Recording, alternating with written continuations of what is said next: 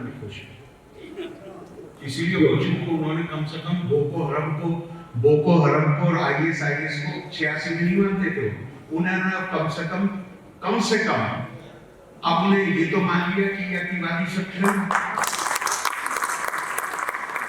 मैं तो इतना वो आगे बढ़ गए, मैं तो ये भी समझा वो तो 1986 में तो वो अतिवाद के पक्ष में खड़े हुए थे। अब उन्हें पॉलिटिकली हिंदुत्व या RSS या और कोई उनसे उन्हें अकाउंट सेटल करनी है, तो वो कम से कम उनको अकाउंट सेटल करने के नाते उन्होंने उन संस्थाओं को जिन्हें पूरी दुनिया अतिवादी मानती है, कम से कम उन्होंने उनको तो उस कैटेगरी में ले हैं। और दूसरी बात क्या है, मैं आपसे कहता हूँ, यहाँ मुझे अंग्रेजी का एक वाक्य याद आ रहा है, हिंदी में ट्रांसलेट कर दूंगा। Unfair criticism is often a blessing in disguise. Nobody kicks a dead dog. ये आपके जीवंत होने का सबूत है कि ऐसे लोग आप पर हमला कर रहे हैं, इसका स्वागत कीजिए। इसका स्वागत आपने खुद ही कह दिया। देखिए मैं आपको अपने जाती अनुभव से एक बात बताता हूँ, जाती अनुभव। आपने खुद ही कहा 50 लोग थे वहाँ, वो भी फिर एक अंग्रेजी का जुमला याद आता है, don't make stupid people famous.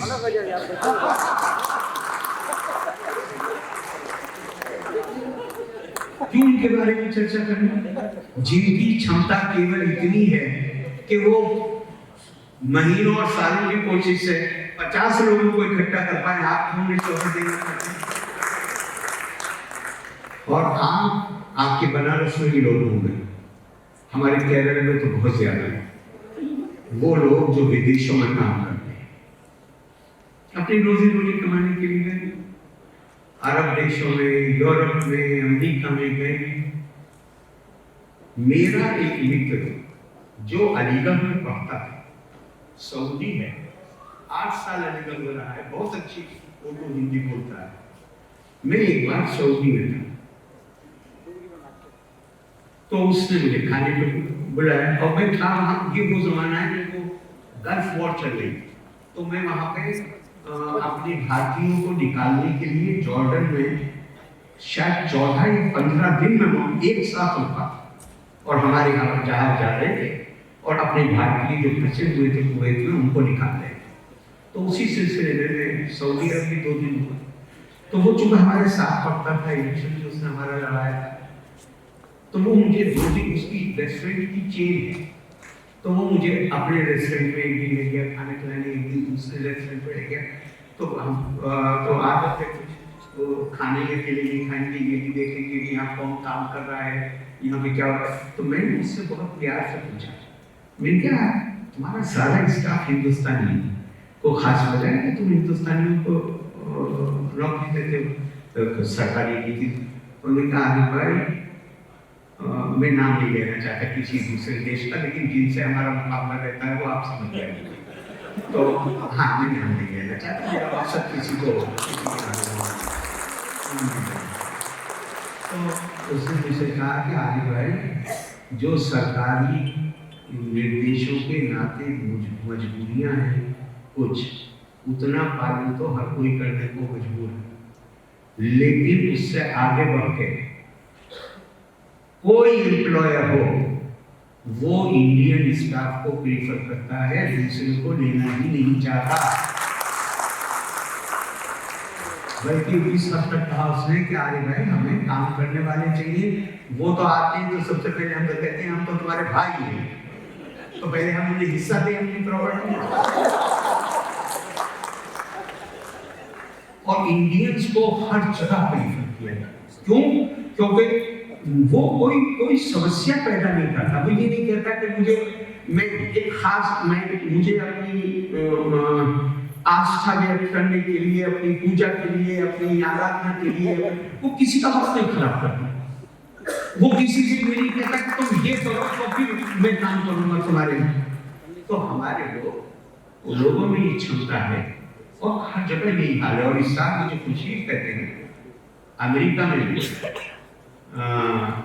Nursing में पहला अवार्ड कोविड के पीरियड में केरला की बच्ची है नर्स जिसको मिला, और कनाडा में भी केरला की बच्ची को मिला। और मैं दोनों कार्यक्रम में और मुझे बड़ा गर्व की अनुभूति हुई कि इतना अच्छा हमारे लोग। और मैं आपसे एक बात कहता हूँ कि आप कृत्रिम चीजें चाहे जितनी बना लीजिए, जो प्राकृतिक चीज है उसको दब नहीं पाती। हाँ ठीक है, आप अपनी सुविधा के लिए, राजनीतिक सुविधा के लिए, किसी और सुविधा के लिए आप कितनी भी बातें करें, ये बड़ी अजीब बात है। मैंने एक बार पार्लियामेंट में एक सेमिनार था, मैंने कहा कि आप नहीं, अब से कोई 20 साल पहले कि जिन्ना के दादा भी मुसलमान नहीं थे।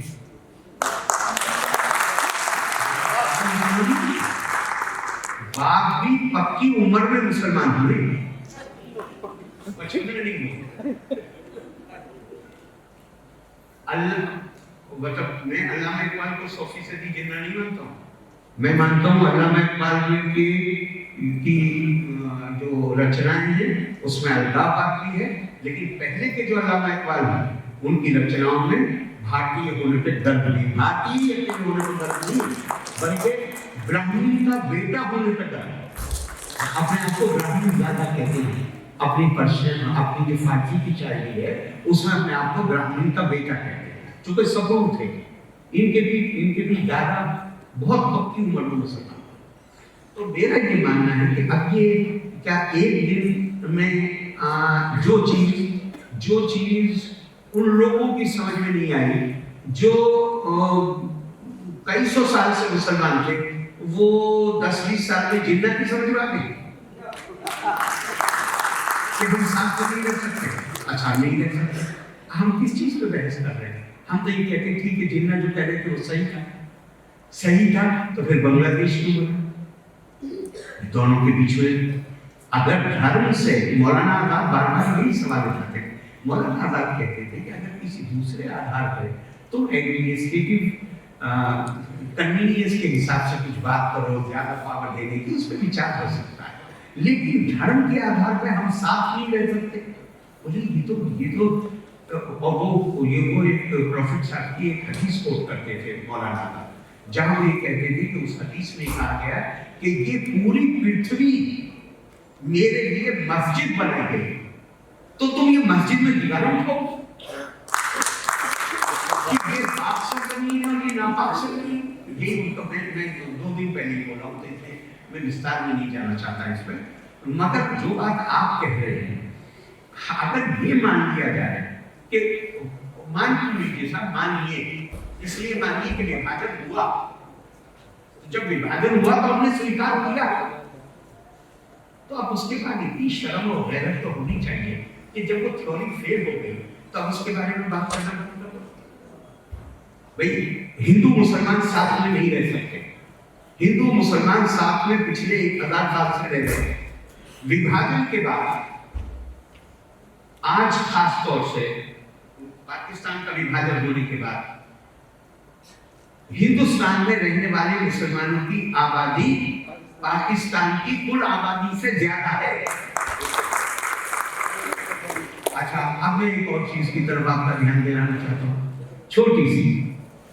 YouTube पे जरा जाइए, डिस्कशन हो रहा है, सुन के मतलब मुझे नहीं पता, अगर कोई ना कोई जरूर होंगे यहाँ बैठे हुए जिन्होंने देखा, तो वही एक साथ दूसरे साथ कह रहे हैं शादी में पहुंचे, तो कह रहे हैं दूल्हा दुल्हन कहाँ है?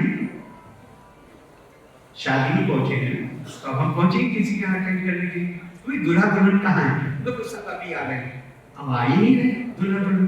तो पूछा कभी कहाँ है, बार बार पूछा गया था, क्योंकि साहब वो हिंदुस्तानी फिल्में देख देख के सब अजीब हाल हो गया। वो पीछे की तरफ मंडप लगाया हुआ है, वहां पे फेरे ले रहे हैं। क्यों?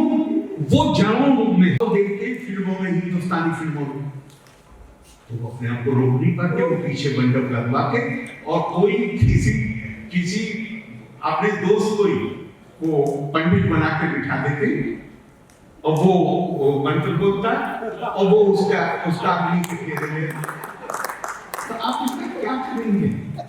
अच्छा आप चलिएंगे यूट्यूब पे, आप सुन लीजिए वो बाबुल के गीत सुन लीजिए सारे के सारे, क्या अलग है उनसे? कौन सी चीज अलग है? आपको अभी शौक है कहने का कि आप हमसे अलग है, कहते रहिए जब तक आप निभा तो पानी। आज से 4 साल नहीं 5 साल पहले मैं देवबंद में मुझे किसी ने आमंत्रित किया और बहुत साल के बाद मेरा देवबंद जाना, बहुत साल के बाद, चूंकि वो जो 86 की पृष्ठभूमि है, बहुत सा मेरा विरोध हुआ था मौजूदगी में भी और गैर मौजूदगी में भी। तो मैं बहुत, मुझे मन में था नहीं पक्का कि वहां पे किस किस्म का क्या माहौल मुझे देखने को मिलेगा। मैं वहां गया, अब वो चूंकि देवबंद है, वहां पे बहुत बड़ा विद्यालय है इस्लामी अध्ययन के लिए। तो मैंने वहां इसी बात को जो मैंने आपके सामने रखी, मैंने इस तरह रखा कि जब मैं हुजूर सल्लल्लाहु की, प्रॉफिट साहब की ये हदीस पढ़ता हूँ, जिसको उर्दू में भी कहा गया है कि मीरे अरब को आई ठंडी हवा जहां से, मेरा वतन वही है, मेरा वतन वही। भारत का एक राष्ट्रीय गीत है उर्दू में, जिसमें और बहुत सी खूबियां जो भारत की बताई गई हैं, उसमें एक ये भी खूबी बताई गई है कि ये वो भूमि है जहां से प्रॉफिट साहब को वहां तो सिर्फ इतना ही है कि मीरे अरब को आई ठंडी हवा, सिर्फ ठंडी हवा है। लेकिन जब पूरा उसका टेक्स्ट पढ़ा तो उसमें साफ साफ अजीजू रिहल इल्मी, इल्म की हवा, ज्ञान के झोंके, उसकी शीतलता। तो मैंने कहा कि भाई जब मैंने ये पढ़ा तो मैं आपसे आपको मैं तो ज्यादा से ज्यादा अपने आप को विद्यार्थी मानता हूँ, आप तो अध्यापक लोग। पहले तो मैं हैरत में रह गया कि उस हॉल में आधा हॉल उन लोगों से भरा हुआ था जिन्हें मैं समझ रहा था कि वो तो बाइकआउट करेंगे मैं, लेकिन बड़ी तादाद में आए सुनने के लिए, मैं बहुत खुश हुआ। तो फिर मैंने ये सवाल वहां किया जो आप मुझसे कर रहे हैं, ये सवाल मैंने किया। मैंने कहा कि मैं मुसलमान हूँ, तो मेरी ये जिम्मेदारी नहीं है कि जब मैं इस हदीस को पढ़ूं तो मैं उस ज्ञान के बारे में मेरे मन में उत्सुकता पैदा हो, मैं उस ज्ञान को जानने की कोशिश करूं, मैं उस ज्ञान से परिचित हूं, ये मेरी जिम्मेदारी नहीं बनती। फिर क्या हम में से कितने लोग हैं जो ये कोशिश करते हैं कि हम सारा, हर किसी के बस की बात नहीं, कई जीवन चाहिए वेदों को पढ़ने के लिए, लेकिन कम से कम उन पुस्तकों को जिनको इस पूरे दर्शन का सार कहा जाता है, उन पुस्तकों को तो हम पढ़ सकते हैं। मैंने खुद यही सवाल किया। लेकिन मैं आपसे एक मेरी भावना है जो आपसे कहना चाहूँ। आप बनारस के रहने वाले होंगे, आप अपने अड़ोस पड़ोस में देखिए, लोग साधारणतया लोग समस्या पैदा नहीं करते। साधारणतया तो लोग चाचा ताऊ भाई एक दूसरे के दुख दर्द में शरीक होना, एक दूसरे के बगैर उनके कोई काम पूरे नहीं होते, साधारणतया तो रिश्ते ही हैं। लेकिन बदकिस्मती से ये जो साधारणतया मधुर रिश्ते हैं, शायद इसे और एक तरह से कहूँ फिर आऊंगा इसमें कि आप ही अपनी पत्नी से प्यार करते हैं, मेरे ख्याल से मैं भी करता हूँ, ज्यादातर लोग करते हैं, लेकिन बात लैला मजनू की होती है,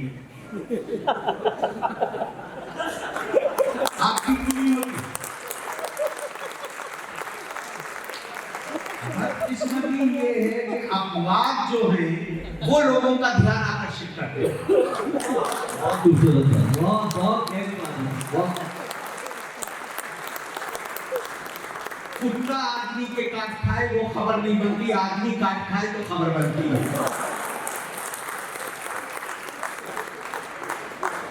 आमतौर से जो लोग हैं वो समस्या पैदा नहीं करते, वो तो अच्छी तरह जानते हैं।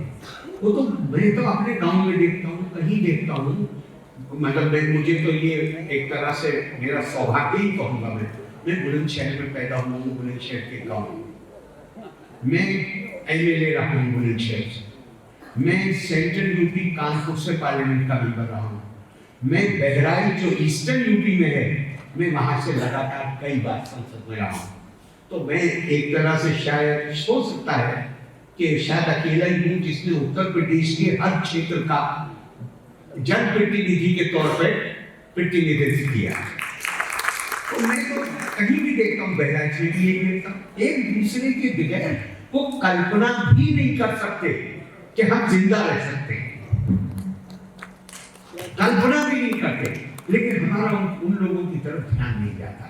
इसलिए जरूरत इस बात की है कि जो समावेशी, जो संगम वाली परंपराएं, जो मिलाने वाली परंपराएं, जो भाईचारे की परंपराएं, हम उनका न केवल नोटिस लें, न केवल उनको रिकॉग्नाइज करें, उनको सम्मान दें, उनको पहचानें और उसको बढ़ावा दें, संवर्धन करें। और इन लोगों को जो जैसे आपने अभी जिक्र किया कि 50 लोग तो वो इकट्ठा कर नहीं पाते, लेकिन चर्चा का विषय बन जाते हैं, उनको चर्चा का विषय ना बनाए। बस हम जो भी कर रहे हैं, इसलिए नहीं कि ये मैंने पहले आपसे कहा कि ये ऐसा नहीं है कि हमारा ऐसा गौरव है जिसका उद्देश्य ये है कि हम दूसरों को नीचा दिखाना चाहते हैं। नहीं, हर किसी, हम सबका सम्मान, सबके लिए प्रणाम, किसी को नीचा नहीं दिखाना, लेकिन हमें ये आभास होना चाहिए कि चूंकि ये संस्कृति सर्व समावेशी है, ये किसी को बाहर नहीं छोड़ती। तो आज दुनिया को ऐसे माहौल की जरूरत है।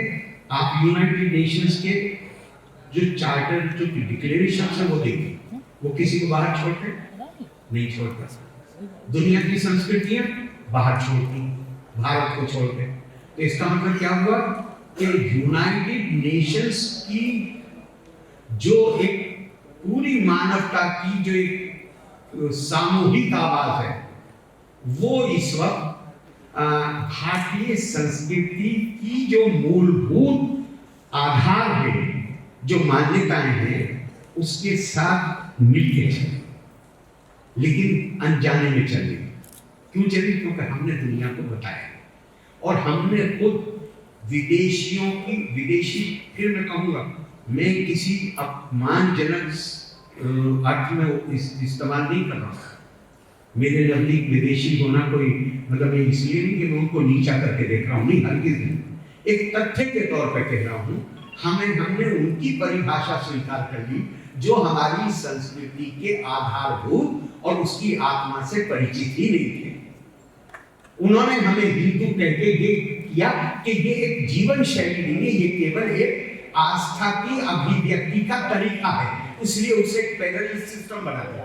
ये पैरेलल नहीं, ये समावेशी है, ये सबको अपने अंदर समोने की ताकत रखता है, इसलिए पूरी दुनिया के लिए स्वीकार्य हो सकता है। और उसमें ये जरूरी है विनम्रता। ये संस्कृति हमारी हमें सिखाती भी विनम्रता है, अहंकार नहीं सिखाती हमारी संस्कृति। अगर विनम्रता के साथ हम तय करेंगे तो फिर मेरा हर काम अपनी संस्कृति